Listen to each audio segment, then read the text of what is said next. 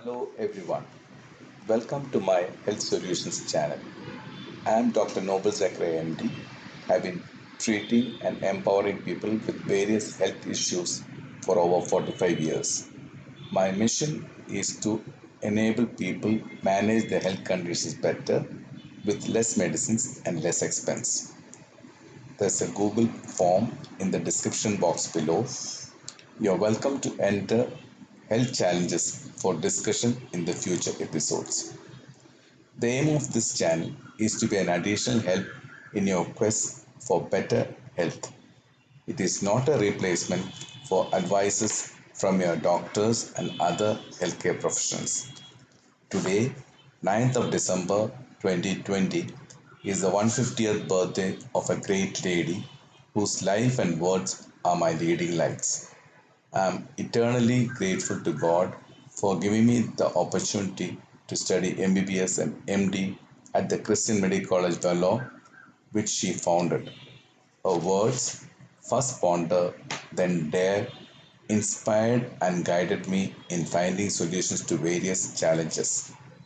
I humbly dedicate this channel to the loving memory of Dr. Ida Sophia Scudder, fondly remembered as Aunt Ida. Please listen to her story in her own words.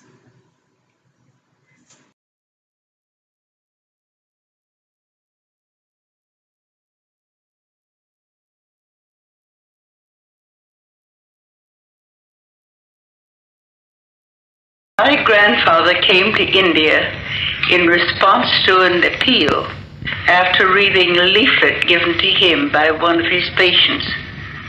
This leaflet depicted the urgent need of millions in India who were without medical aid and desperately needed help. Dr. John Scudder and his wife dedicated themselves to the medical and evangelistic work in India. They gave their entire lives, and their 7 sons, who all became doctors, and 2 daughters came back to India. I am the daughter of the youngest son, John. I was born in India and lived here until 5 years of age. During the Great Famine in 1875 in South India, it was reported that 3 million people died of starvation.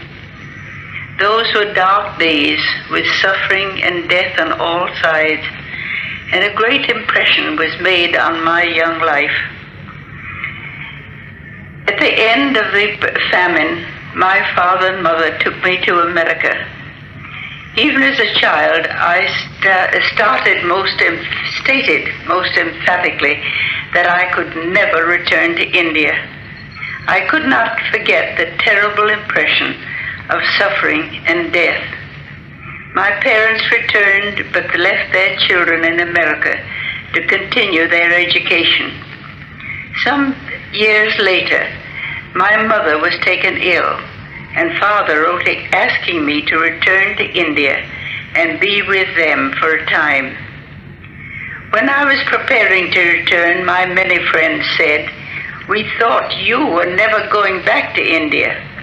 I said, "My mother is ill and needs me, and when she is better, I will come home.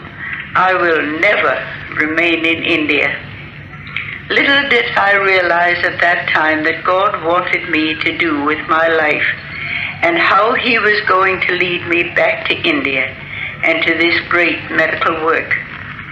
I settled in Tindavanam in South India and did what I could to relieve my mother, and became specially interested in the Hindu girls' schools and the zananas.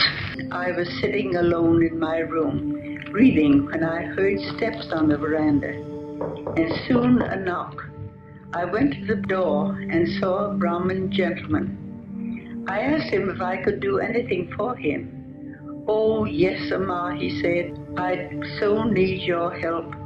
My wife is dying in childbirth, and Amma, she is such a lovely girl. I heard that you'd come to India, and I thought you could help her." But I replied, "I know nothing about childbirth, but my father is a doctor, and I can bring him He can save your little wife." Almost in horror, he raised his hands, saying, "I could not take a man into my house. No man can look upon my wife. If you cannot come, she must die." He left, and I sat down at my desk, feeling desperate. After some time, I heard footsteps. I ran to the door, thinking that the Brahmin had returned. Instead, there stood a Mohammedan, and with the same request. He too turned away, repeating the same words, "Oh, she must die." I felt I could not bear it, and again I heard footsteps in the same evening. Similar requests came from a third man. There was no sleep for me that night. I could not forget those 3 young women dying in childbirth when I could not help them.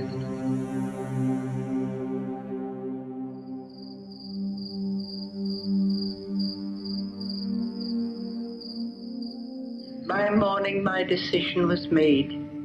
I could go to America, study medicine, and return to India as a doctor to try to save the lives of those who needed me. After graduating from Cornell University, New York, I arrived in Vellore on the 1st of January 1900, ready to take up work as a doctor. What marvelous changes I have seen. In 1900, Vellore was a small town of about 30,000 people. There were no dispensaries, no hospitals. Today, Vellore is a city of over 146,000. Today, we find a large government hospital, 2 mission hospitals, as well as a medical college.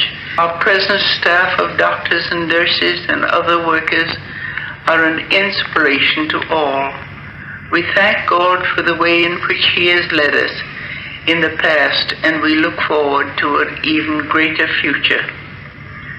Christian Medical College of Vellore for women and men is affiliated to Madras University and has 260 students and 235 nurses.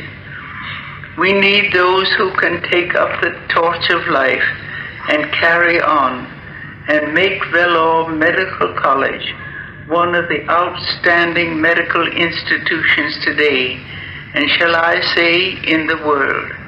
We need your love and prayers and help as never before.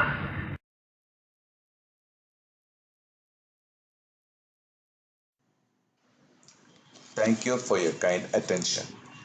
I shall be coming with my solution for a health challenge. You're welcome to subscribe and get notified. See you soon.